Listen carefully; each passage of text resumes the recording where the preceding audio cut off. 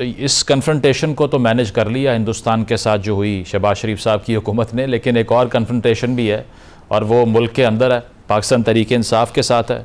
अलीमा खान साहिबा ने कल जो कहा कि आप हमारे साथ बैठें, आप बताइए कि क्या गिव एंड टेक करना है, हम तैयार हैं बात करने के लिए। This sounded like a political surrender. आपको लगता है कि ये अब एक कन्फेशन है कि अब मज़ीद हम कन्फ्रंट नहीं करेंगे और हमारे एवेन्यूज़ खुले हैं, बात कर लें हमसे और हमें बता दें कि हमारे भाई की क्या गलती है या क्या कसूर है या क्या चाहिए आपको? ये जो लैंग्वेज और टोन में इतना डिफरेंस है, ये कैसे आ गया एकदम से?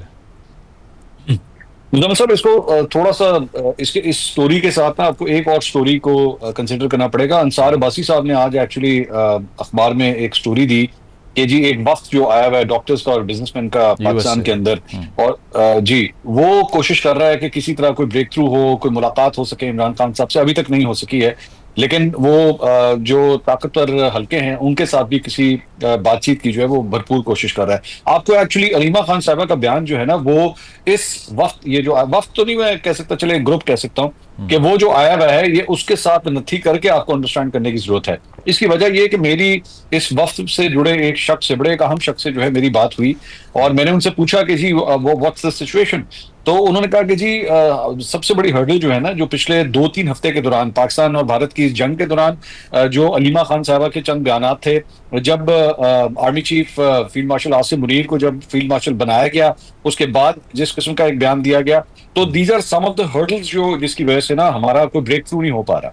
अच्छा। तो इनको सबसे पहले जो है अपना पॉइंट ऑफ व्यू चेंज करना पड़ेगा। मैं एक्चुअली अलीमा खान साहबा की वो जो बात है उसको इस एतराज के साथ अगर मैं नथी करूं, तो मुझे लग रहा था कि जैसे अलीमा खान साहबा was playing it for the gallery कि ले जी मैं सॉफ्ट हो गई हूं और बताइए हम बातचीत करने के लिए तैयार हैं, बताइए क्या चाहिए, क्या गिव एंड टेक कर सकते हैं। उसकी एक बहुत बड़ी वजह ये कि अगले 24 घंटे में वो जो वक्त है, मेरी इत्तलात के मुताबिक वो पाकिस्तान से वापस जा रहा है। अच्छा। मतलब उनकी जो है वो कल फ्लाइट है रात को। तो जो कुछ भी होना है वो इस 24 से 48 घंटे के अंदर अंदर ही, मतलब आज का दिन है या फिर कल का दिन है। बट आपका तज़किया क्या कहता है कि प्रोबेबिलिटी है किसी मीटिंग की, या फिर ये सारी एफर्ट्स जो हैं ये इसका फायदा नहीं होने वाला? आप इमरान खान साहब से मीटिंग की बात कर रहे हैं या ताकतवर हलकों से मीटिंग की बात कर रहे हैं? दोनों से मीडिएशन का रोल जो प्ले करने आए हैं, जो बताया जा रहा है। अच्छा देखिए, ताकतवर हलकों के साथ तो वो राब्ते में हैं, ये मैं आपको कंफर्म कर सकता हूं कि वो राब्ते में तो हैं। अच्छा। इमरान खान साहब से मुलाकात होती है या नहीं होती वो मुझे नहीं पता, कि वो फिलहाल ऐसा कोई चांस नजर नहीं आ रहा। लेकिन बात यह है कि अभी ना आप समझ लीजिए कि अगर लाहौर से इस्लामाबाद का आपने सफर करना है ना, और मतलब अगर मैं इसको निगोशिएशंस को इस सफर की बुनियाद के ऊपर मैं देखूं, तो अभी तक पाकिस्तान तहरीक इंसाफ ने जो है ना वो टोल प्लाजा भी क्रॉस नहीं किया। लाहौर का टोल प्लाजा भी जो है वो अभी तक आपने क्रॉस नहीं किया। तो अभी तो बीच में पता नहीं कितने रेस्ट एरियाज आने हैं, देरा आना है, वहां पे कलर का हार आना है, चक्री आना है, बहुत लंबा सफर है अभी। लेकिन शुरू की इतनी हर्डल्स हैं, आपस की इतनी लड़ाइयां हैं कि किसी किस्म का ब्रेक थ्रू जो है वो नजर ही नहीं आ रहा फिलहाल। अच्छा, इस पे राना साहब ये जो मंसूर साहब बात कर रहे हैं खासी अहम है कि अलीमा खान साहिबा के जो बयानात थे वो भी एक हर्डल बन चुके हैं। सोशल मीडिया की तो बात हम करते ही थे, पीटीआई का सोशल मीडिया जो बात करता है, आपने वो पोस्ट देखी होगी फेसबुक पे जो खान साहब की तस्वीर लगा के पीटीआई के ऑफिशियल पेज से लिखा गया कि असल चीफ मार्शल कौम के यही हैं।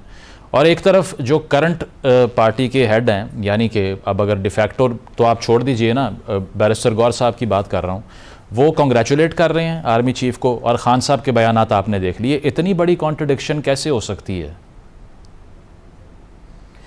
ये टोटल एक पॉलिसी है इमरान खान की, जिसका नतीजा वो आज भुगत रहे हैं कि वो 3 लोगों को कोई रास्ता देते हैं, 3 को कोई देते हैं। आप अलीमा खान की जिस गुफ्तगू को रेफ़र कर रहे हैं, ये उन्होंने इस्लामाबाद हाई कोर्ट के बाहर कही, और उस वक्त कही जब उनकी कल दोनों बहनों की उस वक्त तक इमरान खान से मुलाकात नहीं हुई थी। ठीक है, लिहाजा एक तो वेट करें इस बयान के ऊपर। इमरान खान कल GHQ हमला केस में मिलेंगे जर्नलिस्टों से भी, वकीला से भी, वो इसके ऊपर क्या कहेंगे। और जो डॉक्टर्स आए हुए हैं या जो लोग भी आए हुए हैं, ज़ाहिर है वो किसी की पहले मुलाकातें हैं इस्टेब्लिशमेंट के साथ, उसके नतीजे में ही आए हुए हैं। और हमारे यार दोस्तों ने अपने यूट्यूब्स के व्यूज़ बढ़ाने के लिए ये लिखा कि उनकी मुलाकात होगी, मैंने उसी वक्त लिखा कि नहीं हुई, फिर उन्होंने कहा कल होगी, तो वो कल की परसों भी गुजर गई और मुलाकात नहीं हो सकी।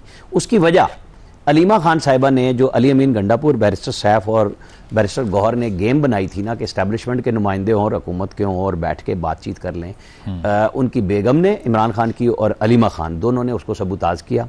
इमरान खान ने इन्हें फाइनल जिस दिन कहना था कि आप जाएं, उस दिन उन्होंने कहा मैं डायरेक्ट स्टैफ से बात करूंगा, इसके अलावा किसी से नहीं करूंगा, और जाके बता दें उनको।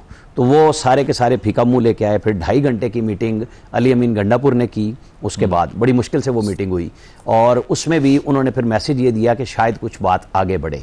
और फिर लेकिन जो बादशाह सलामत वाला बयान आ गया, उसके बाद अलीमा खान साहिबा की जो गुफ्तगू कल वाली है, ये सारे का सारा मैं आपको समझता हूँ कि इनके पास कोई इन्फॉर्मेशन नहीं थी ताज़ा तरीन जो इन्होंने बयान दिया।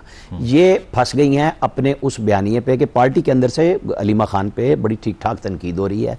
जैसे वो एक तो आ गई ना ऑडियो वीडियो के जी, वो बात कर रही थी कमर शोजब, ये बेशुमार लोग हैं जो सारे के सारे मतलब बैरिस्टर गौहर की तलखी हुई सलमान अकरम राजा और अली जफर से इमरान खान के बाहर निकलते हुए ही, जहाँ पे बैरिस्टर गौहर को कहना पड़ा कि अच्छा मुझे तो कोई कर्नल मिलवाता तो आप दोनों को किसने मिलवाया।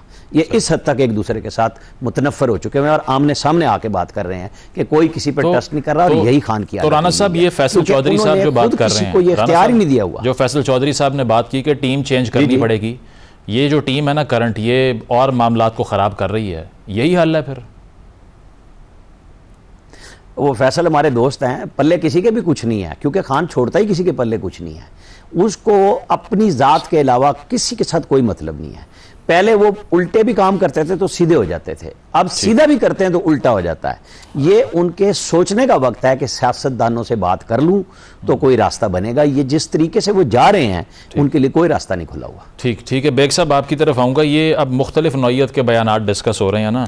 सलमान राजा साहब कह रहे हैं कि खान साहब किसी भी वक्त मुल्कगीर एहतजाज की कॉल दे सकते हैं, आप सब तैयार रहें। खान साहब की तरफ से बयान ये कोट हो रहा है कि अलीमा खान साहिबा ने उनके थ्रू बताया कि इस्लामाबाद आने की ज़रूरत नहीं है, जहाँ पर हैं वहीं पे एहतजाज किया जाएगा। तो एक तो इस्लामाबाद से बैकआउट दिखाई दे रहा है, दूसरी तरफ ये कहा जा रहा है गिव एंड टेक के लिए भी तैयार हैं। गंडापुर साहब कह रहे हैं कि आप असलहा निकाल लें, हम भी देख लेते हैं किसके पास ज़्यादा एम्यूनिशन है। इन सब में क्लैरिटी किधर है? बाकी पार्टीज़ को देखें तो पीपल्स पार्टी ने MRD के ख़िलाफ़ जब तहरीक चलाई या वोट को इज़्ज़त दो नून लीग ने किया तो मालूम था कि पार्टी की एक समत है। यहाँ पर तो ऑल साइड्स हर किस्म के बयानात आपको एक ही पार्टी के मुख्तलिफ ओहदेदारान देते हुए दिखाई दे रहे हैं। इसमें से कौन सा ठीक है? कारकुन कैसे डिसाइड करेगा? मुजम्मल, आपने मंसूर से भी और राना साहब से भी, दोनों भाइयों से जो सवाल किया, मैं उनको मिक्स करके जवाब दे देता हूँ।